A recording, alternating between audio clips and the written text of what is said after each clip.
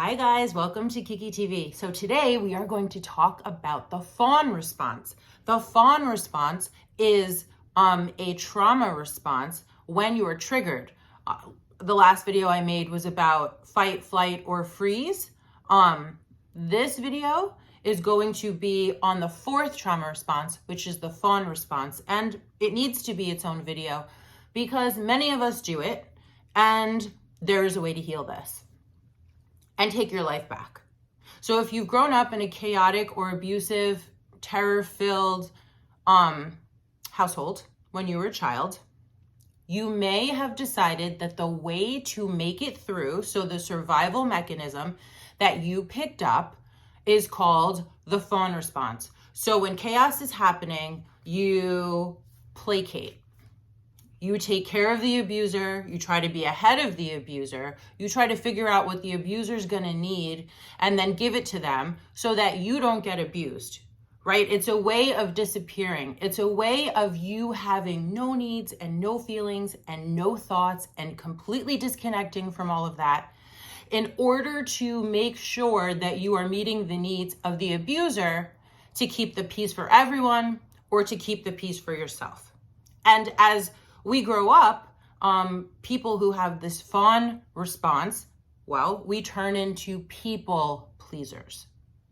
And people pleasers martyr themselves for everyone else. And what happens is no needs of theirs are met and they're not happy. And people are using them constantly, and you just stay disappeared like you were when you were a child in the chaotic home. And so how do you help make this better? How you help make this better is you start drawing healthy boundaries. Now listen, abusers, users, cheaters, liars, thieves, they are loving the fact that you are a people pleaser whose trauma response is fawn. Because basically, you will give them everything and you will give them anything and it will all be despite your own needs. And they know that. And they use that against you. So what happens is when a people pleaser starts to take their power back and say, no, they're like, what? No, we have an agreement. I use you and you let me. And so there's going to be some pushback. You may even lose some people.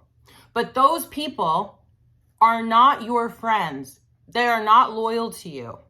They are not what good families should be, like depending on the relationship. They are users and abusers, and letting them go is a part of you being healed. As a matter of fact, you cannot heal. There's no way of healing if you remain in the same toxic situations and relationships that made you sick. So you have to say no.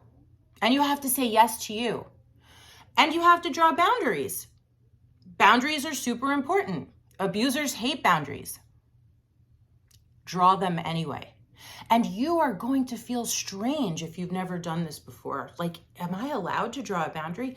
Is it safe to draw a boundary? And you may even feel guilty for saying no or drawing a healthy boundary and saying yes to yourself because your whole life you have not done that. Your coping mechanism, your survival mechanism, your trauma response is to take care of everyone else and not yourself. And I'm saying, flip it. Take care of yourself and let everyone else take care of themselves.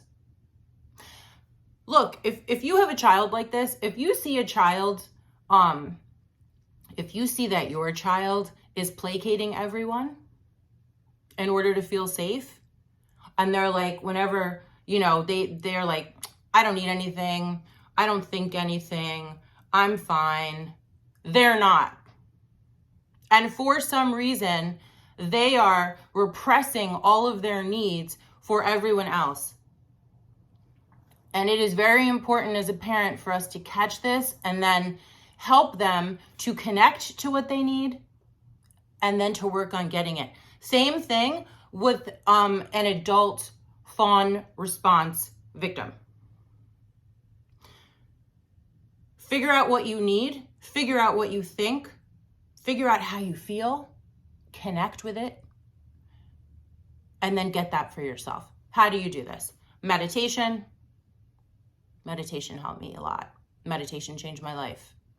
Meditation introduced me to me after a life of trauma. Therapy. Therapy is so helpful because you can see what you're doing and why you're doing it, and even make the connection of when it started. And then it all makes sense.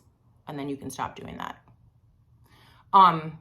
Alternative healing, super helpful.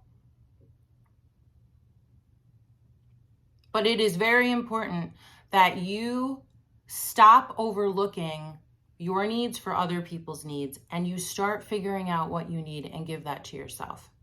You will have a happier, healthier, more successful life, more successful career, more successful health, more successful relationships when you are authentically you and taking care of yourself instead of taking care of other people. I hope this is helpful.